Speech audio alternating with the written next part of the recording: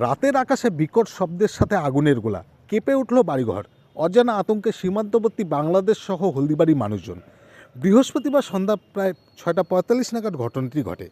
হলদিবাড়ির প্রত্যক্ষদর্শীরা জানান, হলদিবাড়ির দক্ষিণ দিকে অর্থাৎ বাংলাদেশের দিক থেকে উত্তর দিকে অর্থাৎ ভারতের দিকে সেটি আসতে দেখে। সেই সাথে বিকট শব্দ, কেঁপে ওঠে ঘরবাড়ি।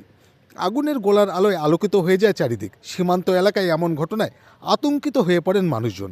ঘটনার পর থেকেই হলদিবাড়ি, জলপাইগুড়ি, মেকলিগঞ্জ সহ পার্শ্ববর্তী সীমান্ত এলাকার বাংলাদেশের লোকজনও আতঙ্কিত হয়ে পড়েন।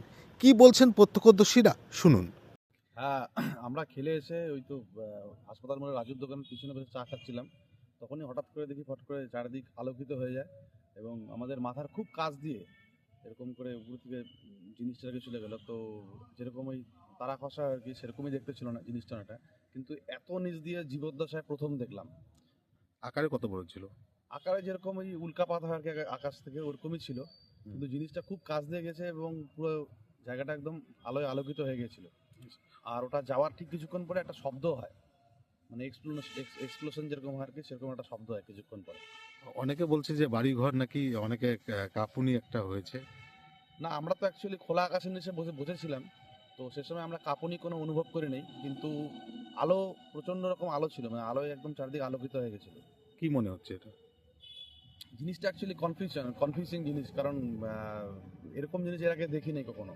তো জিনিসটা এখন কি সেটা সবাই ধন্দে আছে, আমিও ধন্দে আছি, এবং আমার বাড়িতে গেলাম, বাড়িতেও বাবাও বললো, বাবাও আলো দেখেছে এবং শব্দটা পেয়েছে। কি নাম আপনার?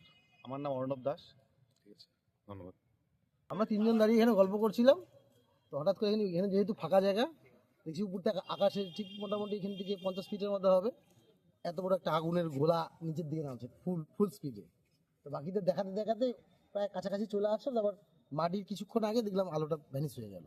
শব্দ হয়েছিল? তার কিছুক্ষণ পরে একটা ভীষণ জোরে আওয়াজ হলো। তো সবাই তো আতঙ্কে আছে, কি হলো, কোথাও সবার ধারণা যে উল্কাপিণ্ড কিছু কিছু এরকম টাইপের কিছু হয়তো পড়েছে।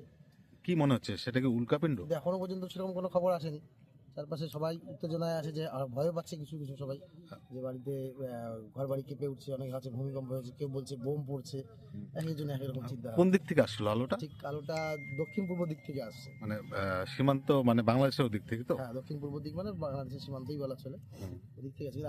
আলোটা অনেকটাই উপর থেকে পড়ছে, আকাশ থেকে আসছিল আর কি, বোঝা গেল যেটা। আপনি কোথায় ছিলেন তখন? আমি হলদিবাড়ি স্টেশনে এখানে দাঁড়িয়েছিলাম, ফাঁকা জায়গা ছিলাম, তো ওর জন্য ক্লিয়ার দেখতে পেয়েছি বিষয়টা। ঠিক আছে, কি নাম আপনার? সঞ্জীব চক্রবর্তী।